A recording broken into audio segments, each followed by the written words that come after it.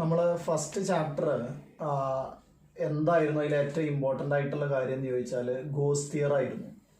അതേപോലെ സെക്കൻഡ് ചാപ്റ്ററിൽ നമ്മൾ ഇതേപോലെ ഏറ്റവും ഇമ്പോർട്ടൻ്റ് ആയിട്ടുള്ള ഭാഗം ഏതാണെന്ന് ചോദിച്ചാൽ നമുക്ക് പറയാം കപ്പാസിറ്റൻസ് ആണെന്ന്. നമ്മൾ ഈ കപ്പാസിറ്റൻസിനെ കുറിച്ചിട്ടാണ് പഠിക്കാൻ പോകുന്നത്. ആദ്യം എന്താണ് കപ്പാസിറ്റൻസ് അല്ലെങ്കിൽ കപ്പാസിറ്റി എന്ന് പറഞ്ഞാൽ ഇലക്ട്രോസ്റ്റാറ്റിക്സിൽ എന്താണ് ഉദ്ദേശിക്കുന്നതെന്ന് ചോദിച്ചാൽ കപ്പാസിറ്റി ടു സ്റ്റോർ ചാർജാണ്. അപ്പോൾ ഒരു ചാർജിനെ നമുക്ക് എന്ത് ചെയ്യാൻ സ്റ്റോർ ചെയ്യാനുള്ള ഒരു ബോഡിയുടെ കപ്പാസിറ്റി, അതിനെയാണ് നമ്മളിവിടെ കപ്പാസിറ്റൻസ് കൊണ്ട് ഉദ്ദേശിക്കുന്നത്. അപ്പോൾ നമ്മൾ ഇപ്പോൾ നോക്കുക, എൻ്റെ ബോഡിക്ക് എത്ര ചാർജിനെ സ്റ്റോർ ചെയ്യാൻ കഴിയും. അതേപോലെ ഇപ്പോൾ നിങ്ങളൊരു ആനനെ എടുക്കുക, അപ്പോൾ അതൊന്നും കൂടെ എന്താണ് വലിയൊരു ബോഡിയാണ്. അപ്പോൾ അതിന് എത്ര ചാർജ് സ്റ്റോർ ചെയ്യാൻ കഴിയും. ഇതാണ് കപ്പാസിറ്റൻസ് കൊണ്ട് നമ്മൾ ഉദ്ദേശിക്കുന്നത്. നമുക്കതിനെ ഡിഫൈൻ ചെയ്യാൻ വേണമെങ്കിൽ ഡിഫൈൻ ചെയ്യാന്ന് പറഞ്ഞാൽ ഇതാണ് ശരിക്കും വരുന്നത്. നമ്മൾ പൊട്ടൻഷ്യലിൻ്റെ ഇക്വേഷൻ പഠിച്ചത് ഓർമ്മല്ലേ നിങ്ങൾക്ക്? പൊട്ടൻഷ്യലിൻ്റെ ഇക്വേഷൻ വരുന്നത് 1/4πε0 ഇൻറ്റു Q/R എന്ന് നമ്മൾ കണ്ടതാണ്. ഇപ്പോൾ ഇവിടെ ഒരു ഇതൊക്കെ കോൺസ്റ്റൻ്റ് ആണെന്ന് കരുതുക. ആറൊക്കെ എങ്ങനെ കോൺസ്റ്റൻ്റ് ആവണമെന്ന് പറയാം. അങ്ങനെയാണെങ്കിൽ Q ഡയറക്ട്ലി പ്രൊപ്പോർഷണൽ ടു ആരാണ്? V ആണ്. അപ്പോൾ നമുക്ക് ഇങ്ങനെ മനസ്സിലാക്കാം, നിങ്ങൾ Q directly proportional to V എന്ന് പറഞ്ഞാൽ നമ്മളൊരു ബോഡിക്ക് ചാർജ് കൊടുത്തു കഴിഞ്ഞാൽ അതിൻ്റെ പൊട്ടൻഷ്യൽ കൂടും. അങ്ങനെ ചാർജ് കൊടുത്തു കഴിഞ്ഞാൽ പൊട്ടൻഷ്യൽ കൂടി അതിനൊരു മാക്സിമം വാല്യൂ ഉണ്ടാവും. അതുപോട്ടെ, നമ്മൾ ഇതിനൊരു ഇക്വേഷൻ ആക്കുകയാണെങ്കിൽ Q = CV എന്ന് വരും. അവിടുത്തെ കോൺസ്റ്റൻ്റ് ആണ് ആര്? സി എന്ന് പറയുന്നത്. ആരാണ് സി? കപ്പാസിറ്റൻസ് ആണ്. അപ്പോൾ നമ്മൾ ഇനി അങ്ങോട്ട് കാണാൻ പോകുന്ന വലിയൊരു ഇക്വേഷനാണ് Q = CV. എന്ത് ചോദിച്ചാലും ആൻസർ നമുക്ക് Q = CVയിൽ നിന്ന് പോവേണ്ടി വരും. അപ്പോൾ നമുക്ക് ആദ്യം മനസ്സിലായത് ഇതാണ്, ഒരു ബോഡിക്ക് നമ്മൾ ചാർജ് കൊടുത്തു കഴിഞ്ഞാൽ അതിൻ്റെ പൊട്ടൻഷ്യൽ കൂടും എന്ന് പറഞ്ഞാൽ Q directly proportional to V ആണ്. അപ്പോൾ Q = ആരാണ്? CV ആണ്. അങ്ങനെയാണെങ്കിൽ സീൻ്റെ ഒരു ഇക്വേഷൻ അവിടെ നിങ്ങൾക്ക് ഉണ്ടാക്കാമല്ലോ. C = ആരാ? Q/V. C = Q/V. അങ്ങനെയാണെങ്കിൽ അതുവഴി നമുക്ക് ഒരു ഡെഫിനിഷൻ ഉണ്ടാക്കാൻ കഴിയും. C = Q/V ആണ്. അപ്പോൾ capacitance of a body is the ratio of charge to the potential rise in that body. അപ്പോൾ charge given to that body divided by potential rise, അതിൻ്റെ പൊട്ടൻഷ്യൽ എത്രയാണ് കൂടിയത് അതിനെയാണ് നമ്മൾ കപ്പാസിറ്റൻസ് എന്ന് വിളിക്കുന്നത്. നമ്മൾ ആദ്യം കപ്പാസിറ്റൻസ് കൊണ്ട് എന്താ മനസ്സിലാക്കിയത്? ഒന്നാമത്തെ point, it is the ability to store charge. രണ്ടാമത്തത് അത് നമ്മൾ ഡിഫൈൻ ചെയ്തു. അതെന്താ? It is the ratio of charge given to a body to the potential rise in that body. C = Q/V. ഇനി നമുക്കിതിൽ ഓരോന്നായിട്ട് പഠിക്കാം. C = Q/V ആണെങ്കിൽ കപ്പാസിറ്റൻസിൻ്റെ യൂണിറ്റ് പറയാലോ, കൂളം പെർ വോൾട്ട് ആണ് വരിക. അപ്പോൾ അതിൻ്റെ SI യൂണിറ്റ് വരുന്നത് കൂളം പെർ വോൾട്ട് ആണ്. കൂളം പെർ വോൾട്ട് ആണ് SI യൂണിറ്റ് വരുന്നത്. അതിനെയാണ് നമ്മൾ ഒന്നായിട്ട് പറയും ഫാരഡ് എന്ന്. F ആണ് നമ്മളതിൻ്റെ സിമ്പിളായിട്ട് പറയാം. അപ്പോൾ ഫാരഡ് SI യൂണിറ്റ് ആണ്, അല്ലെങ്കിൽ എന്ത് പറയാം? കൂളം പെർ വോൾട്ട് എന്നും പറയാം. അപ്പോൾ SI യൂണിറ്റ് കിട്ടി. ഇനി നമുക്കിതിൽ വേണ്ടി വരിക ഇതിൻ്റെ ഡയമെൻഷണൽ ഫോർമുലയാണ്. ക്യൂവിൻ്റെ ആരാ? AT. ഇപ്പോൾ നമ്മൾ കപ്പാസിറ്റൻസിൻ്റെ ഡയമെൻഷണൽ ഫോർമുല പറയുമ്പോൾ ക്യൂവിൻ്റെത് AT divided by potential difference അല്ലെങ്കിൽ പൊട്ടൻഷ്യലിൻ്റെത് V, W/Q ആണ്. അപ്പോൾ W/Q എന്നുള്ളത് മുകളിൽ വരുമ്പോൾ A²T². Wൻ്റെ ആരാ? mL²T⁻². അപ്പോൾ നമുക്ക് m⁻⁻1 L⁻⁻2 T⁴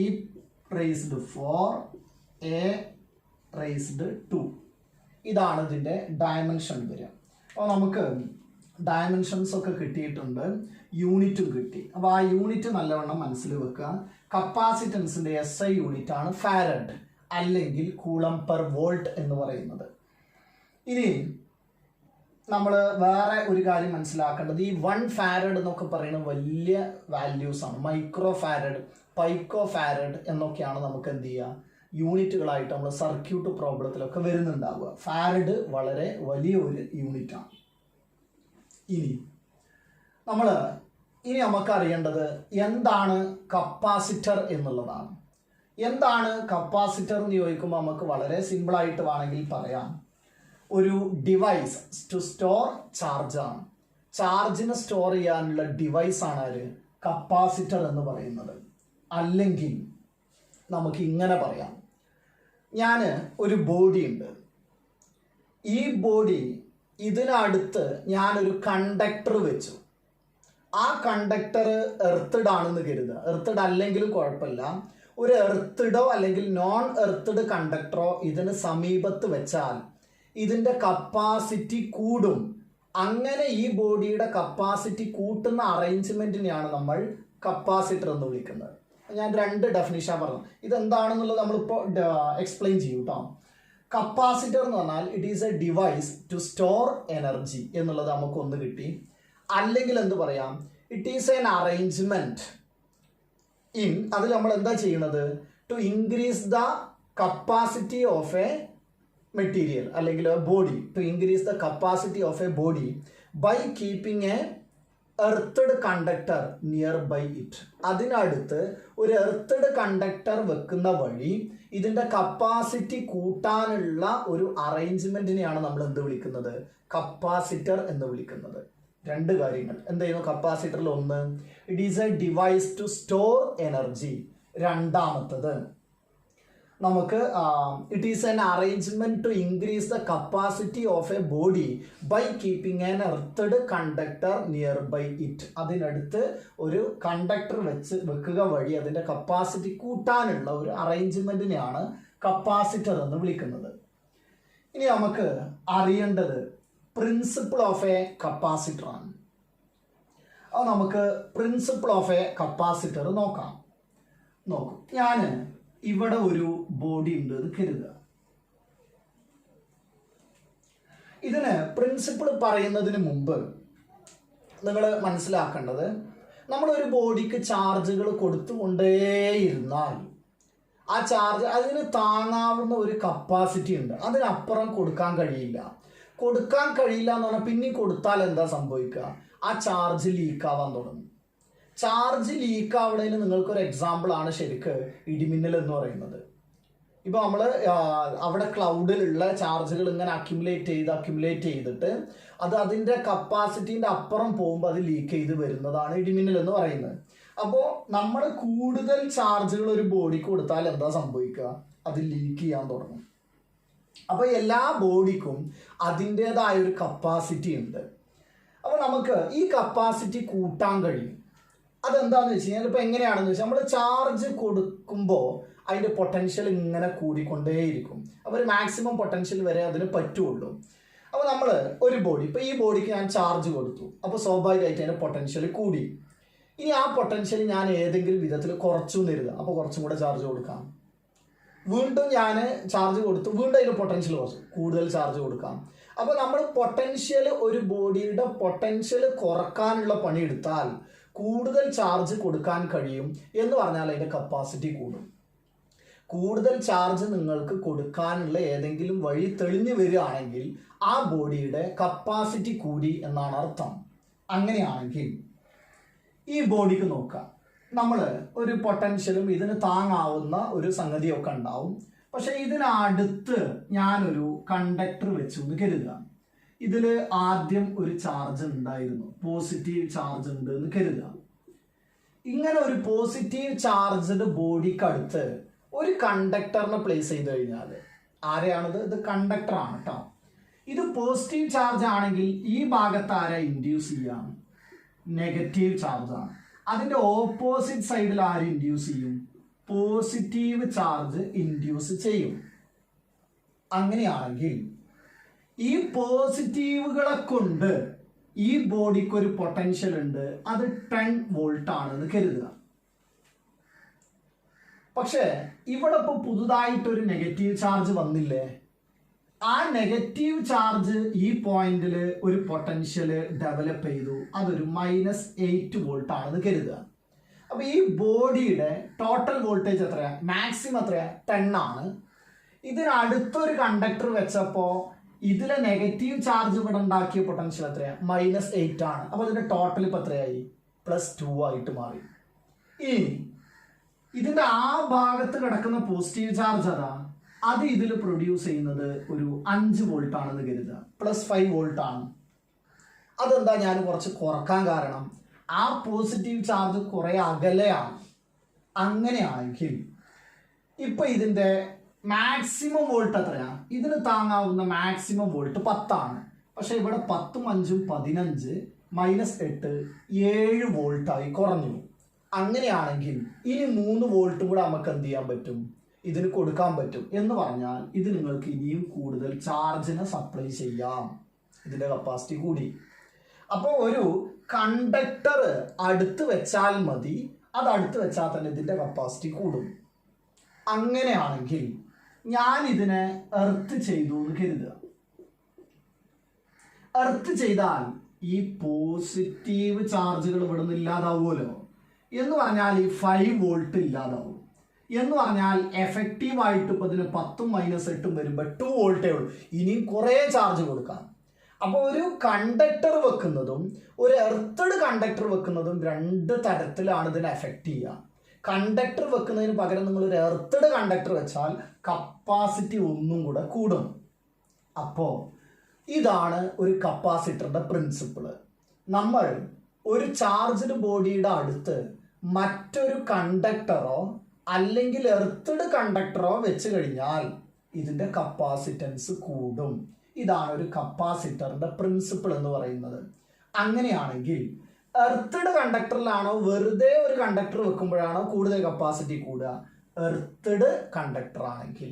അപ്പൊ ഇതാണ് നമ്മുടെ പ്രിൻസിപ്പിളിൽ വരിക. വളരെ നന്നായിട്ട് ശ്രദ്ധിക്കുക കേട്ടോ. ഇനി നമുക്ക് അടുത്ത ഭാഗം നോക്കാനുള്ളത് ഒരു സ്ഫെറിക്കൽ ബോഡിയുടെ കപ്പാസിറ്റൻസ് എത്രയാ എന്നുള്ളതാണ്. സ്ഫെറിക്കൽ ബോഡി എന്ന് പറയുമ്പോൾ ഇതാണ് ആ ബോഡി എന്ന് കരുതുക. ഇതിന്റെ റേഡിയസ് എത്രയാണ്, 6 ആണ്. ഞാൻ ഇതിന് ചാർജ് കൊടുത്തിട്ടുണ്ട്, അത് Q ആണെങ്കിൽ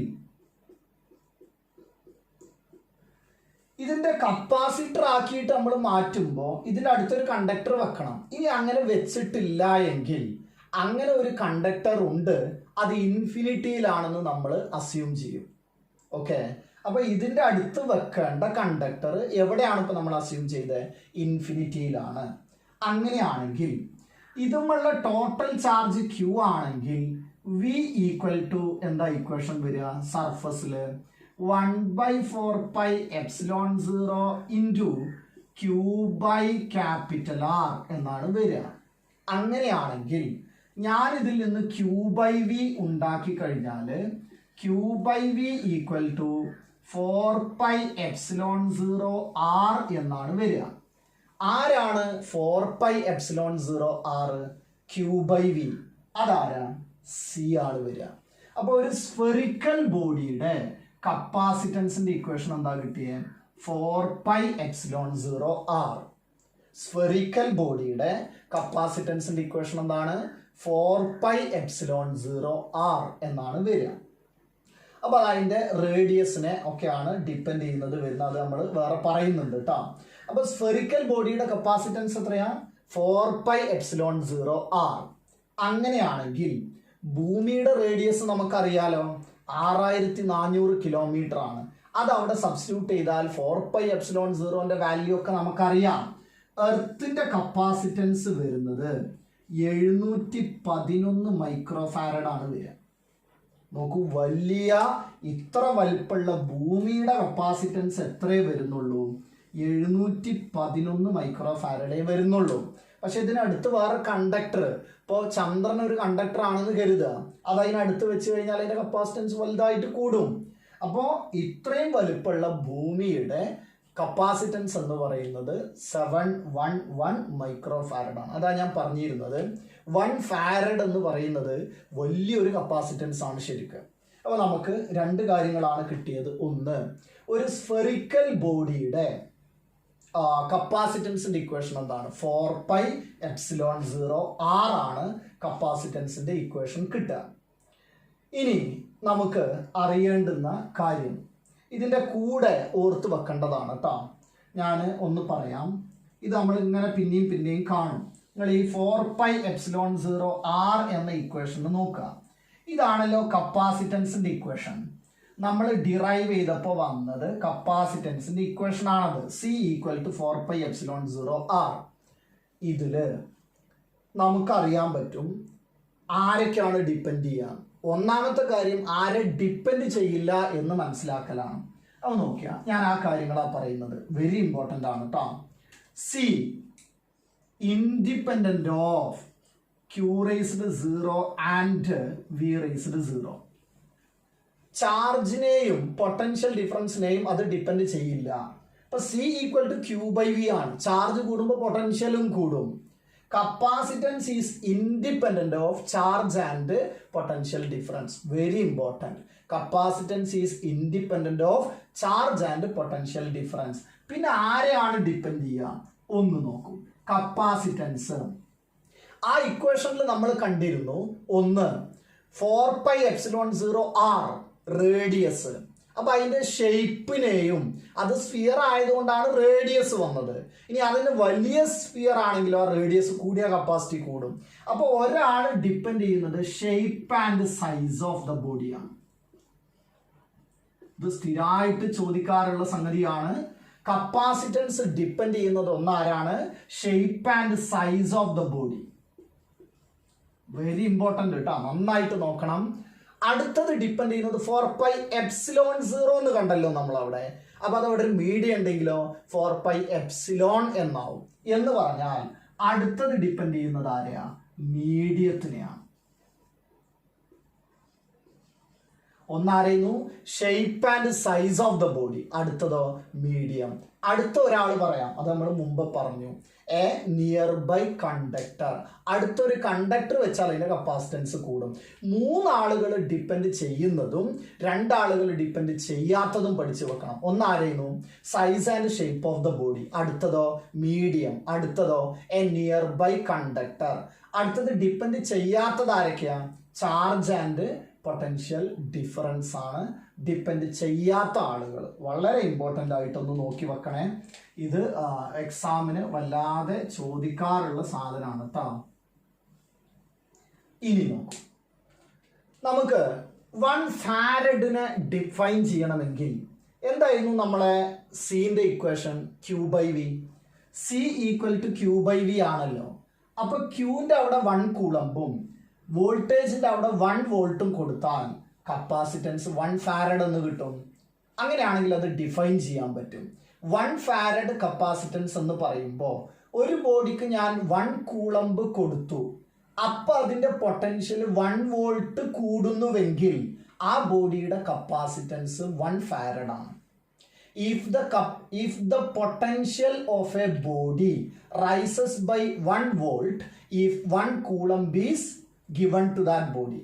ഒരു കൂളമ്പ് കൊടുത്തപ്പോൾ അതിന്റെ പൊട്ടൻഷ്യൽ ഡിഫറൻസ് 1 വോൾട്ട് കൂടുന്നുവെങ്കിൽ then its capacity is അല്ലെങ്കിൽ കപ്പാസിറ്റൻസ് is 1 farad.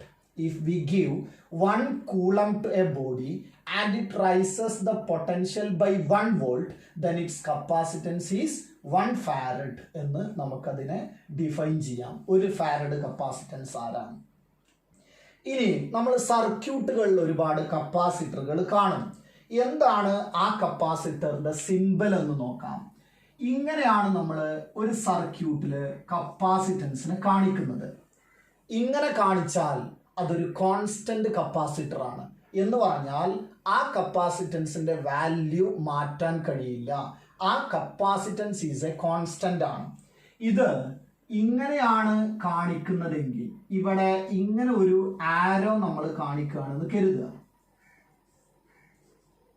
ഇത് കാണിക്കുന്നത് വേരിയബിൾ കപ്പാസിറ്റർ ആണ്. അപ്പൊ ഇത് കോൺസ്റ്റന്റ് കപ്പാസിറ്റർ ആണ്. നമ്മൾ കോൺസ്റ്റന്റ് എന്നൊന്നും പറയില്ല, കപ്പാസിറ്റർ എന്നേ പറയുള്ളൂ.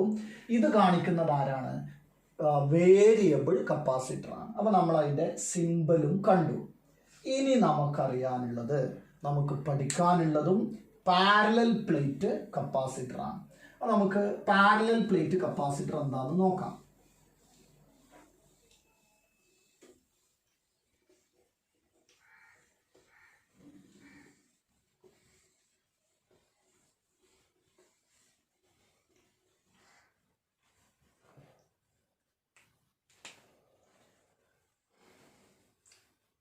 പാരലൽ പ്ലേറ്റ് കപ്പാസിറ്റർ ആരാന്ന് ചോദിക്കുമ്പോൾ നമ്മൾ പറയേണ്ട കാര്യം ഇതാണ്. ഒരു ചാർജ്ഡ് ഷീറ്റ് ഉണ്ട്, അതിന്റെ ചാർജ് ഏതാ? പോസിറ്റീവ് ആണ്. അതിനടുത്ത് മറ്റൊരു ചാർജ്ഡ് ഷീറ്റ് വെച്ചാൽ ഈ ഭാഗത്ത് ആര് വരും? നെഗറ്റീവ് വരും. അങ്ങനെ നെഗറ്റീവ് വന്നാൽ ഈ ഭാഗത്തോ പോസിറ്റീവ്. പക്ഷെ എർത്ത് ചെയ്താൽ ആ പോസിറ്റീവ് പോവില്ലേ? പോവും. ഇതിനെയാണ് നമ്മൾ പാരലൽ പ്ലേറ്റ് കപ്പാസിറ്റർ എന്ന് പറയുന്നത്. ആരാണ് പാരലൽ പ്ലേറ്റ് കപ്പാസിറ്റർ എന്ന് ചോദിച്ചാൽ, two equally and oppositely charged plate separated by a distance. Two equally and oppositely charged plates separated by a distance d used to store energy is known as parallel plate capacitor. Are a parallel plate capacitor? Two equal and oppositely charged plates separated by a distance d to store, used to store charge is known as parallel plate capacitor. അപ്പോൾ ഇത് ഓരോ ഷീറ്റുകളാണ്. നമ്മൾ first ചാപ്റ്ററിൽ പഠിച്ച electric field കാണാൻ പഠിച്ചിട്ടുള്ള ഷീറ്റാണിത്. ആ ഷീറ്റിൽ ഇലക്ട്രിക് ഫീൽഡ് നോക്കൂ. എന്തായിരുന്നു ഒരു ഷീറ്റിന്റെ ഇലക്ട്രിക് ഫീൽഡിന്റെ ഇക്വേഷൻ? ഒരു ഷീറ്റിന്റെ ഇലക്ട്രിക് ഫീൽഡിന്റെ ഇക്വേഷൻ വന്നിരുന്നത് σ/2ε0 ആണ്. ആ ഇലക്ട്രിക് ഫീൽഡിന്റെ പ്രത്യേകത അതെന്താണ്? കോൺസ്റ്റന്റ് ആണ്. പക്ഷേ ഇവിടെ രണ്ട് ഷീറ്റുകളുണ്ട്. അപ്പൊ ഇതൊരു പ്ലസ് സിഗ്മയാണെങ്കിൽ ഇതൊരു മൈനസ് സിഗ്മയാണ്. അങ്ങനെ വരുമ്പോൾ ഇതിന്റെ ഇലക്ട്രിക് ഫീൽഡ് നോക്കുകയാണെങ്കിൽ ഈ പോസിറ്റീവ് ചാർജിന്റെ ഇലക്ട്രിക് ഫീൽഡ് ദാ ഇങ്ങോട്ടും, ഈ നെഗറ്റീവ് ചാർജിൻ്റെത് ഇൻവേർഡാണ്. പോസിറ്റീവിൻ്റെത് റേഡിയലി ഔട്ട്വേർഡ്, ഇത് നെഗറ്റീവിൻ്റെത് റേഡിയലി ഇൻവേർഡ്. അങ്ങനെയാണെങ്കിൽ ഇത് രണ്ടും ആഡ് ചെയ്യാണ് വേണ്ടത്. അങ്ങനെ ആഡ് ചെയ്ത് കഴിഞ്ഞാൽ നമുക്ക് പാരലൽ പ്ലേറ്റ് കപ്പാസിറ്ററിന്റെ ഇലക്ട്രിക് ഫീൽഡ് കിട്ടും. പാരലൽ പ്ലേറ്റ് കപ്പാസിറ്ററിന്റെ ഇലക്ട്രിക് ഫീൽഡ് σ/2ε0 രണ്ട് പ്രാവശ്യം ആഡ് ചെയ്താൽ σ/ε0. ഇതും എന്താണ്? കോൺസ്റ്റന്റ് ആണ്. നന്നായിട്ട് മനസ്സിലാക്കുക. ഞാൻ പറഞ്ഞിരുന്നു ആദ്യം ഷീറ്റിന്റെ ഇലക്ട്രിക് ഫീൽഡ് σ/2ε0 എന്നും പാരലൽ പ്ലേറ്റ് കപ്പാസിറ്ററിന്റെ σ/ε0 എന്നും, അതേപോലെ തന്നെ സർഫസ് കണ്ടക്ടറിന്റെ സർഫസിലെ ഇലക്ട്രിക് ഫീൽഡും σ/ε0 ആണ്. അങ്ങനെയാണെങ്കിൽ ഇനി നമുക്കറിയേണ്ടത് ഇലക്ട്രിക് ഫീൽഡും പൊട്ടൻഷ്യലും തമ്മിലുള്ള റിലേഷൻ. ഞാൻ അതിന്റെ മാഗ്നിറ്റ്യൂഡ് മാത്രം എടുക്കുമ്പോൾ മൈനസ് ഒഴിവാക്കിയാൽ dv/dr എന്ന് എഴുതാം. മോഡുലസ് ആണ് എടുക്കുന്നത്. പക്ഷെ ഇവിടെ ഈ ഇലക്ട്രിക് ഫീൽഡ് എന്താണ്? കോൺസ്റ്റന്റ് ആണ്. ആ ഇലക്ട്രിക് ഫീൽഡ് കോൺസ്റ്റന്റ് ആണെങ്കിൽ അവരുടെ പൊട്ടൻഷ്യൽ ഡിഫറൻസിനെ നമുക്ക് dv/dr എന്ന് എഴുതാതെ E = v/r എന്ന് എഴുതാം. ഈ ഒരു ഡിഫറൻഷ്യൽ കോൺസ്റ്റന്റ് ആണെന്ന് തന്നാൽ അതിന് dv/dr എഴുതാതെ v/r എന്ന് എഴുതാൻ പറ്റും. ഇവിടെ നമ്മുടെ ഡിസ്റ്റൻസ് എത്രയാ? d ആണ്.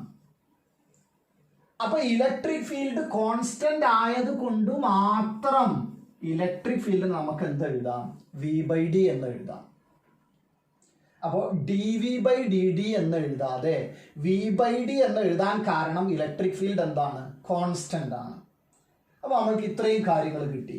ഇനി നമുക്ക് ഒരു കാര്യം കൂടെ നോക്കാം. സിഗ്മ എന്ന് പറഞ്ഞാൽ ആരാ? Q/A ആണ്.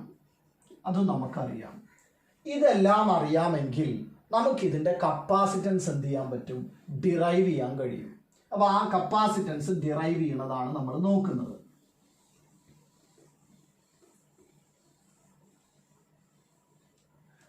നോക്കാം. നമുക്കറിയാം നമ്മളിത് ഡിറൈവ് ചെയ്യുമ്പോൾ പിക്ചറൊക്കെ വരക്കണം. ഡെറിവേഷൻ വളരെ കൃത്യമായി ഞാൻ നോട്ടിൽ കൊടുത്തിട്ടുണ്ട്. അത് നോക്കിയിട്ട് അതേപോലെ തന്നെ ഡിറൈവ് ചെയ്യണം. ഞാനിത് നിങ്ങൾക്കൊന്ന് കാണിച്ചു തരികയാണ്. നമുക്കറിയാലോ ഇലക്ട്രിക് ഫീൽഡും പൊട്ടൻഷ്യലും തമ്മിലുള്ള റിലേഷൻ പ്രകാരം E = എന്ത് എഴുതാം? v/d എന്ന് എഴുതാം. പക്ഷെ ആ ഇലക്ട്രിക് ഫീൽഡിന്റെ ഇക്വേഷൻ എത്രയാണ് കിട്ടിയിരുന്നത്? σ/ε0 = എന്ത് എഴുതാം? v/d എന്ന് എഴുതാം. അങ്ങനെയാണെങ്കിൽ സിഗ്മയെ എന്ത് എഴുതാം? Q/A എന്ന് എഴുതാലോ. എപ്സിലോൺ 0 ഈക്വൽ ടു ആരാ വി ബൈ ഡി എന്ന് എഴുതാം. ഇനി കപ്പാസിറ്റൻസ് ഇവിടെ നിന്ന് കിട്ടും, ക്യൂ ബൈ വി ഉണ്ടാക്കിയാൽ മതി. അപ്പൊ Q by V equal to ഇത് അങ്ങോട്ട് കൊണ്ടുപോയാൽ എപ്സിലോൺ 0 എ ബൈ ഡി എന്ന് കിട്ടും. ഇതാണ് പാരലൽ പ്ലേറ്റ് കപ്പാസിറ്ററിന്റെ കപ്പാസിറ്റൻസിന്റെ equation. Very important. Epsilon 0 A by D parallel plate കപ്പാസിറ്ററിന്റെ ഇക്വേഷൻ എന്താണ്? Epsilon 0 A by D. ഇതിൽ എ എന്ന് പറയുന്നത് ഈ ഷീറ്റിന്റെ ഏരിയയാണ്. ഇതിന്റെ ഏരിയയാണ് നമ്മൾ എ എന്ന് പറയുന്നത്. ഇവർക്കിടയിലുള്ള സെപ്പറേഷൻ ആണ് ആര്? ഡി എന്ന് പറയുന്നത്. അപ്പൊ എന്താ പാരലൽ പ്ലേറ്റ് കപ്പാസിറ്ററിന്റെ കപ്പാസിറ്റൻസിന്റെ ഇക്വേഷൻ കിട്ടിയത്? Epsilon 0 A by D. കപ്പാസിറ്റൻസിന്റെ ഇക്വേഷൻ കിട്ടിയത് എപ്സിലോൺ 0 എ ബൈ ഡി എന്നാണ് കിട്ടുന്നത്. അപ്പോ നമുക്കിപ്പോ പാരലൽ പ്ലേറ്റ് കപ്പാസിറ്ററിന്റെ കപ്പാസിറ്റൻസിന്റെ ഇക്വേഷൻ കിട്ടി. ഇപ്പൊ ഇതിൽ നോക്കിക്കഴിഞ്ഞാൽ മീഡിയത്തിന് ഡിപ്പെൻഡ് ചെയ്യോ? ചെയ്യും. സൈസ് ആൻഡ് ഷേപ്പ് ചെയ്യും. എർത്തഡ് കണ്ടക്ടർ അത് ചെയ്യും. ഈ 3 കാര്യങ്ങളാണ് കപ്പാസിറ്റൻസിനെ ഡിപ്പെൻഡ് ചെയ്യുന്ന കാര്യങ്ങളായിട്ട് വരുന്നത്. എപ്സിലോൺ 0 എ ബൈ ഡി ഒരിക്കലും മറക്കരുത് കേട്ടോ. ഒരു 100 വട്ടം പറഞ്ഞോളൂ. Epsilon 0 A by D, epsilon 0 A by D parallel plate കപ്പാസിറ്ററിന്റെ കപ്പാസിറ്റൻസ് ആണത്. ഇനി നമുക്ക് എഫക്റ്റ് ഓഫ് മീഡിയം നോക്കാം.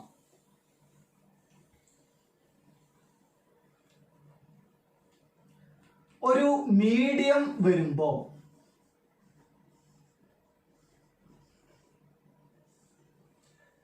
നമുക്കറിയാം, വാക്വം ആണെങ്കിൽ അല്ലെങ്കിൽ എയർ ആണെങ്കിൽ കപ്പാസിറ്റൻസിന്റെ ഇക്വേഷൻ എന്താ? Epsilon 0 A by D. ഇനി നമ്മൾ ആ കപ്പാസിറ്ററിൽ ടോട്ടലായിട്ട് ആ പറയുന്ന കാര്യം ശ്രദ്ധിക്കണം. മുഴുവനായിട്ട് ഞാനൊരു മീഡിയം നിറച്ചു. ആ മീഡിയത്തിന്റെ ഡൈഇലക്ട്രിക് കോൺസ്റ്റന്റ് ആണ് ആര്? കെ എങ്കിൽ മീഡിയത്തിലുള്ള കപ്പാസിറ്റൻസിന്റെ ഇക്വേഷൻ വരിക എപ്സിലോൺ 0ക്ക് പകരം K epsilon 0 A by D എന്നാണ് വരിക. ഇതിനെ എനിക്ക് വേണമെങ്കിൽ കെ സി എയർ എന്ന് കൊടുക്കാം. അപ്പൊ ഈ ഡൈഇലക്ട്രിക് കോൺസ്റ്റന്റ് എപ്പോഴും ഗ്രേറ്റർ ദാൻ 1 ആണ്. അപ്പൊ ഈ കപ്പാസിറ്റൻസ് എന്ത് ചെയ്യും? കൂടും. അപ്പൊ മീഡിയം ഉള്ളതാണോ അതോ എയർ ഉള്ളതാണോ കപ്പാസിറ്റൻസ് കൂടുക? മീഡിയം ഉള്ളതാണ് കൂടുക. മറ്റൊരു കാര്യം, കെ എന്ന് പറയുന്നത് നമുക്ക് എന്ത് എഴുതാം? C medium divided by C air എന്ന് എഴുതാം. അപ്പൊ നമ്മൾ 2 കാര്യങ്ങൾ ശ്രദ്ധിക്കുക. ഒന്ന്, എയർ ആണെങ്കിൽ എന്തായിരുന്നു നമ്മളെ ഇക്വേഷൻ വന്നത്? Epsilon 0 A by D. എന്തായിരുന്നു മീഡിയം ആയപ്പോൾ വന്നത്? K epsilon 0 A by D എന്നാണ് വന്നത്. കപ്പാസിറ്റൻസ് കൂടുകയോ കുറയോ? കൂടും. എത്ര ടൈംസ് കൂടും? കെ ടൈംസ് കൂടുകയാണ് ചെയ്യുക. അപ്പോൾ മീഡിയം വന്നു കഴിഞ്ഞാൽ ഇതാണ് വരുന്ന മാറ്റം എന്നൊന്ന് അറിഞ്ഞിരിക്കുക. ഇനി നമുക്ക് ഒരു ഡൈഇലക്ട്രിക് സ്ലാബ് ഇതിനകത്ത് ഇൻസേർട്ട് ചെയ്താൽ എന്താണ് സംഭവിക്കുക എന്നറിയണം. അത് നമുക്ക് അടുത്ത ഒരു ക്ലാസ്സിൽ പറയാം.